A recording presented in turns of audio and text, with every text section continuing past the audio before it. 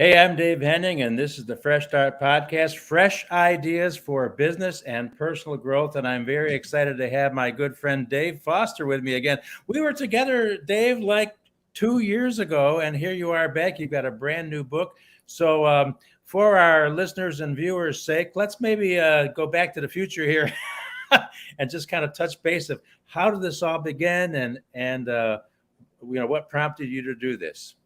Well, I think it all began with you, anyways, because you've got the absolute best introduction music ever for a podcast. I'm ready to do some Guitar Hero. I don't know about you. That's I love awesome, it. Dave. Well, I was an It is old good rock to and be roll. here. I was an old rock and roll disc jockey, as well as a bunch of other things on radio for many many years. So, gotta love the music, right? Absolutely. Yeah. How did things start for me where I became this animal called a qualified intermediary? Who even knows what that is? In the early days, in the early 2000s, we used to joke with people and tell them when they asked what I did, I would say, I can tell you, but I'd have to kill you because nobody knew what it was. But Yeah. we discovered this, Dave, on our journey to freedom. My wife and I had this miraculous event. We had our first child, and you know Yes. exactly how it changes you. Oh, The yes. TV goes out the window, and you start to realize that the greatest commodity in your life is not money, prestige, power, or position. It's time. Time is so fragile and limited. We wanted to do nothing but spend it with that little guy and whichever's were going to come along after. So we were trying to figure out a way how to get off the corporate train to be able to take charge of our own time instead of clocking a time clock for someone else. And early on, we figured that real estate investment was going to be the best way to do it. And that secretly, although she was a Minneapolis city girl and I was a Kansas farm boy, we had this secret desire to go sailing on the ocean. So we decided to become real estate investors and go sail the ocean with our kids. That was a great dream until I did my first, what I would call a fix and flip, where you find a distressed property, you fix it up, you sell it, you make money. That's the theory. And I did pretty well until I went to my accountant's office at the end of the year. And he said, "Wow, do you owe a lot of taxes on this?" And I realized at that moment that every real estate investor has a silent partner, and his name is Uncle Sam. And Uncle Sam did better than I did on that property, believe it or not. That was frustrating. So he said, "Well, this is going to put our 10-year goal back to 20 or 30 or never years. So what can we do?" And it was right at that moment in time. I was a degreed accountant, so I'm kind of a nerd. I'm looking for ways to avoid tax, anyways. But it was right at that moment that the IRS lost a large lawsuit. And there was this thing called a 1031 tax deferred exchange that had been part of the tax code for 100 years, but was unable to be practiced by normal investors. And the IRS lost a lawsuit so that now normal investors like you and I were going to be able to do 1031 exchanges. And what they do is they allow a real estate investor to sell investment real estate, purchase new investment real estate of equal or greater value using a process. By doing that, they get to indefinitely defer paying the tax on the profit. Now, all of a sudden, instead of fixing a property, giving half my earnings to the IRS, trying it again, we were able to keep all of the income, including the tax, working for us. So the 10 years, and we did this transitioning from Colorado to Connecticut, where there's no warm water, to Florida, where finally it's worth sailing. And the entire way, we were doing 1031 exchanges and deferring tax and turning tax into tax free so that we sailed away on a 53-foot sailboat, raised our four boys for 10 years on the sailboat, and did not pay a penny in capital gains tax and funded our adventures with our real estate income. That is amazing. You probably know by now that I've left California and I'm living in Costa Rica, where there's some people at my church that have sailboats that they uh, have out here to groups of 50 people or more to float around and see the sunset and all that kind of stuff. So I'm imagining and picturing you and how many children at this point? Well, we added a couple after we got on the boat, but 4 total. Oh wow! So So 6 four. people on a sailboat. Yeah, that should be the title of a book by itself. Yeah, exactly. And you, some of the places that you hung out, Jamaica and some other places. Went to the Bahamas, the Florida Keys, all up and down the coast of Florida. A very magical place that's accessible to anybody. The Dry Tortugas, just off the coast of Key West. It's an old Civil War fort in the middle of the ocean. One of our favorite destinations. Oh yeah, wow. So for those who are, I was in the Real Estate Investors Association back in Charlotte, owned a couple of rental houses as well, but didn't. Let me just say, similar results. didn't work didn't work out too hot. But so all that to say, what do people need to know? First of all, you've got the book. Let's talk about the book and how you've laid out exactly kind of what to do. Yeah, exactly. You know, it was funny. When I started writing the book, Dave, I thought that I was writing a how-to manual because all along for 24 years now, to me, the crying need is education. People Yes. don't know it's available. So I've made my mark teaching classes all over the country, educating investors, developing things like the book, our YouTube channel, written resources, because knowledge is power. Right. But when I started writing this, I thought that I was writing a how-to manual. As it turned out, by the end of it, I looked at the end result and said, what I really just wrote was one path to reach your dreams. And in this case, the path was the 1031 exchange. And I realized that no matter what your dream is, whether it's a sailboat in the Caribbean or the ability to simply stay at home with your children or the desire to buy an RV and travel around, whatever your dream is, if it involves freedom and independence and you're interested at all in real estate, the 1031 exchange is a critical component to have as part of your, to have on you in your toolkit. So that was what ended up happening. And the entire book really centers around what I call the life cycle of a real estate investor. You know, just like we learned in science as kids, where we'd find the caterpillar, you put it into a cage with some leaves, develops a chrysalis, out comes this beautiful butterfly. Every real estate investor starts out as a caterpillar.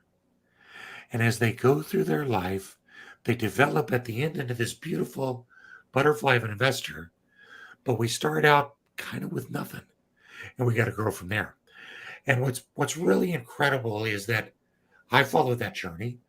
Many others have. My journey's in the book, and I followed the same path as every investor. Beginning investors, we don't even know what we don't know. Right. And as we go through and we start to get the school of hard knocks graduating us, we start to know that there's a lot we don't know. And we start to differentiate and we start to mess and dabble in different kinds of investment until at the end of our career, it's fairly just routine. We know our comfort levels. We know what to do. We know how to do it. And now we're truly maximizing time and we're doing it for us.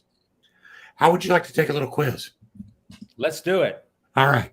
So there is a concept that's in the book that I call the 4 Ds of 1031 investing. Now I'll give you the first D, okay?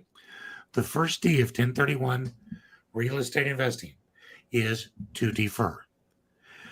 The reason is every time you sell a piece of property, investment property, and do a 1031 exchange, you indefinitely defer paying the tax that you normally would have. Now, let's say we had 2 investors and one investor sold a property. They both sold them and had a $100,000 profit. One of them chooses to pay the roughly $20,000 in capital gains tax. So that leaves them with $80 left to buy. As a 20% down payment, they can buy a property worth $400,000. If another investor does a 1031 exchange and doesn't have to pay the tax, they get to use that to purchase. So they have $100,000. They can buy a $500,000 property. See how that works? Now, remember how appreciation works? Appreciation is based as a percentage on how much you own. So if you own more, you're going to get more appreciation. You're going to generate more income. So right off the bat, the 1031 investor is going to make more. I have put in the book a 4-transaction pro forma of this, only 4 transactions. At 5 years, those same 2 investors sell, and now the investor doing the 1031 exchange has about $800,000 more in real estate than the other one. As of the 3rd transaction, the 1031 investor owns over $1 million more than the other investor. And at 20 years with 4 transactions, the 1031 investor owns about $12.5 million of real estate. The other investor owns $4.5 million. So don't cry for them. They're doing okay. But who would you rather be?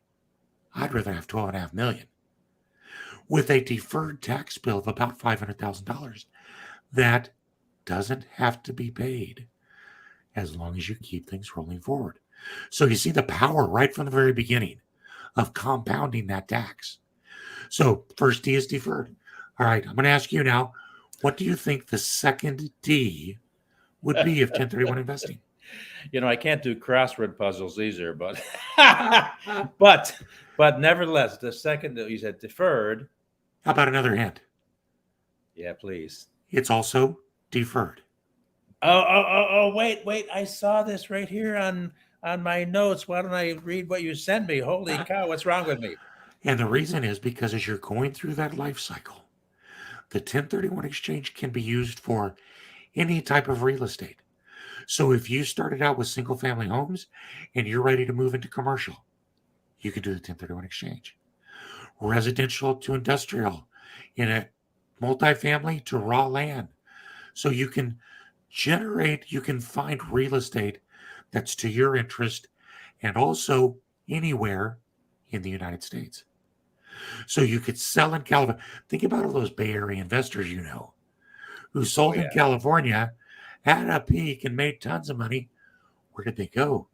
To this sleepy little town. They followed a little Tesla guy and moved their money to a sleepy little town called Austin, Texas, which is now blown up beyond all measures. So the ability of the 1031 exchange can let you go to areas where appreciation is stalled or it's very high, to the markets where they're not yet, but they're going to be. And that's the power of the 1031 exchange. Any type of real estate, anywhere in the United States. All right, Dave, come on, be a hero. What's the third D? Oh, wait. Let me think about this. Deferred. Yes. Yeah. And here's why. Because again, looking at the life cycle that we track out in the book, we're generally going to follow a path. Oh gosh, I hate to say that I resemble this, but from high energy to low energy, from liking to wield a hammer to wanting to be passive. And again, the 1031 exchange can accommodate that because you can move it into any type of real estate where you may not have to value add, or where you may be able to buy an apartment complex that has on-site management, so you're not having to deal with it. That third D also has to do with our retirement and approaching that period of time, because it's very common for someone to like to have their portfolio close, but maybe they don't want to retire in Cincinnati. They want to retire in Sarasota. So they will, over the course of the few years before retirement, sell their properties there and 1031 exchange into some nice properties in Sarasota ahead of retirement. Now, when they sell their property in Cincinnati that they were living in, and I'll bet you've done this as well yourself, they get to take, if they've lived in it long enough, as a married couple, the first $500,000 in profit, tax-free. And then they're going to come down to Florida, But where are they going to live? Well, they could buy another house, but instead they can take advantage of the opportunity that they have to convert a 1031 property into their primary residence. When Oh, you sell and buy investment property in a 1031, you've got to use it for investment for a while. But after a year or two, you can change the use of it. So you keep your tax-free dollars in your pocket, move into one of your rental properties, and not have to pay a penny in tax as long as you own it. That's what we were doing that gave us the money to buy the boat. Every time we sold a tax-free property, that money went into the buy the boat kitty. And then when we sold the other one, we had converted that into tax-free. I've got a real estate agent on St. Pete Beach who did a 1031 exchange, and he bought 3 identical condos beachfront on St. Pete Beach. After wow. using one for rental for a couple of years, he moved into it. And then once he owned it for 5 years, had lived in it for 3, he sold it. He got to take a proration tax-free. So all of that deferred gain to that point, he got to take 60% of it, or 3/5 tax-free. He paid I a little think, bit of tax on the rest. Well, okay, that's still about as good as, I'm going to get on a W-2 delivering pizzas. yeah, exactly. Where do you think he moved, Dave? Let's see. He was at St. Pete. And he had 3 identical condos, he moved into one of his own. moved into So the next one. I think you answered my question, and that is that you can grow into having multiple 1031 exchanges in your back pocket at the same time, at whether it be commercial, residential, et cetera, condos, rental properties, and that kind of stuff. So as you know, Albert Einstein said that compound interest is the seventh wonder of the world, bigger than his pi r squared or whatever the heck he did. Yeah. You know what his next sentence was? I love this. Those who understand it will earn it. Those who don't will pay for it. Exactly. That's Very exactly right. true. Yeah. So this guy moved into the next one. He's rinsing and repeating. And that's his retirement plan. So you can go from a few properties to many. You can also consolidate and go from many to a few. All right, you're at the wire. We're giving you your 3 out of 3 so far because I'm giving you the first 2. Takes a 75% or better to pass. What's the fourth D? Oh man, I don't know. I can take the pressure. Deferred. You're wrong. No. Oh no. Oh no. Okay, deferred is a good answer, but from the book, what I chose is the fourth D is to die. Oh. Now, it's not my favorite option either, and I Sure. don't like to think about it, but we're kind of all heading there. So the Yes. idea is to be ready when it happens. So Right. throughout your life cycle, you've never paid capital gains on real estate tax. You have tons and tons of tax that's outstanding, hundreds of thousands of dollars. Are you going to leave it to your kids to pay? When you die, excuse me, your children inherit your properties as if they paid market value for them on the day you died. It's what's called a step up in basis. So you don't have to pay the tax. Your estate doesn't have to pay the tax. The kids don't have to pay the tax. The tax truly does disappear. And they get to start over again with those same properties, but with no tax associated with them. So you defer through your life. You defer to organize your life. You defer to prepare for your end life. And then you defer to give that lifetime legacy to the next gen. Wow. And Wow. that's what the 1031 exchange is all about. That's powerful right there, man. That's powerful for sure. So that the of course the obvious next question is people are drooling about now, our viewers and listeners, is wow, how can I find out more about this, and what, where do I go, how do I connect with this guy, and you know Well, of course, we've got the book, Lifetime Tax Free Wealth. a real estate investor's guide to the 1031 exchange. We also, if you just come visit us at the 1031investor.com, we've got a whole fleet of YouTube videos, calculators, links to talk to us directly. Again, I've never been about pushing a pencil and just being an order taker. I want to help people strategize for where they're at to get them to where they want to be. So we spend a lot of time just talking to people about their scenarios and situations and saying, how can we help you get there? And is the 1031 right as part of what you're doing? Is that right? Is that correct right there? That's 1031investor.com. The 1031investor.com. Perfect. Awesome. Wow, you got quick fingers. Well, I was typing while you were talking. I got all this. This software is incredible. All the little toys it's got on it. But I did want to ask you. I did want to ask you a couple more questions, and I have a couple of what I call trick off the wall questions in case my brain stops and I run out of questions. And one of them would be, what's the dumbest thing you've ever done? What, just one? in this process, anything that just pops into your head, if I only would have known, what would you have maybe done differently? Oh, as far as this goes, I was trying to think of my entire life. Oh, well, that this too. was Whatever. Right in front of me. Gosh, as far as this goes, that very first real estate purchase and sale still haunts me to this day. Yeah. Because if I would have known, that by itself was $15,000 or $20,000 of tax. And if you take just $20,000 of tax and invest it at $20,000 of money and invest it at, say, 10% a year, which a lot of real estate investors can get, then that's $2,000 a year. And I've been investing in real estate for about 30 years. Yeah. That literally could be another $60,000. Yeah. That's in my balance sheet. Exactly. For doing something so simple. It makes a difference.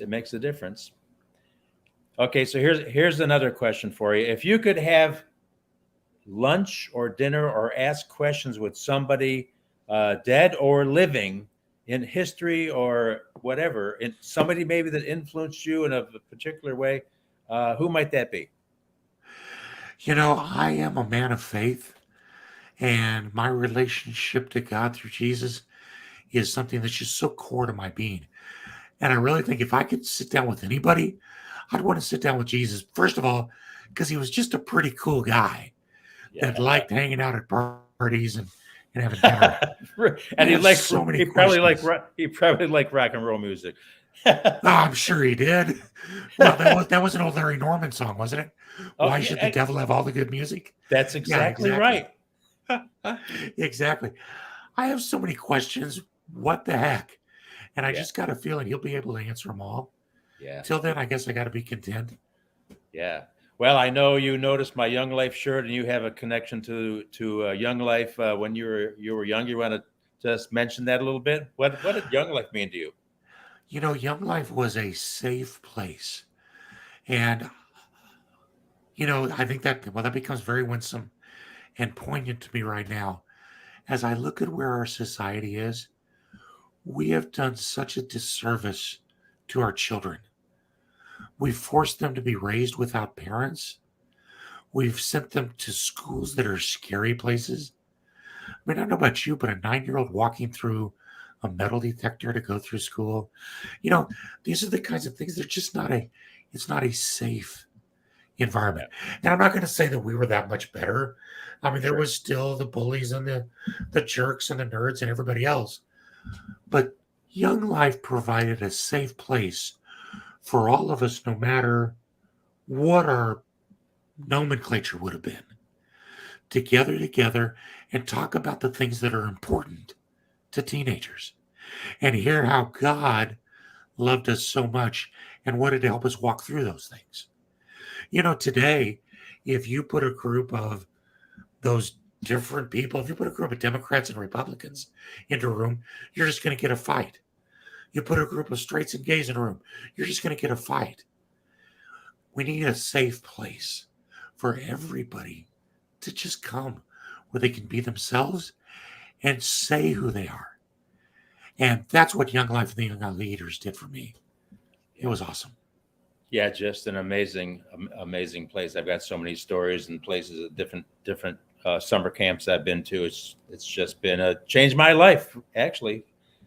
So all that to say, anything else you'd like to touch on, that any question that I should have asked you about 1031 exchanges that I neglected to ask? Can you think of anything? The only thing I would say is some people are going to be thinking, I'd like to do that, but it sounds difficult. The QI, the people that do 1031 exchanges like myself, are an unrelated third party that has to be involved before you sell your old property. I get calls every month from people saying, hey, I sold a property last week. I'm ready to do a 1031 exchange. And I go, oh. Whoops. All I can do is just drink a beer with them and cry because they're not going to be able to do it. So the QI has to be involved before, but it also is a very seamless process that's actually pretty much invisible to you, that is done with your regular professionals. So it's not like they're difficult. It's not like they're hard to do or complicated, other than making sure you got the QI in place. Because like everything in life, planning always makes an event go smoother. And the further ahead you can plan, the better able you're going to be to shape your life path and your runway to shelter as much taxes as possible and use that for your own benefit.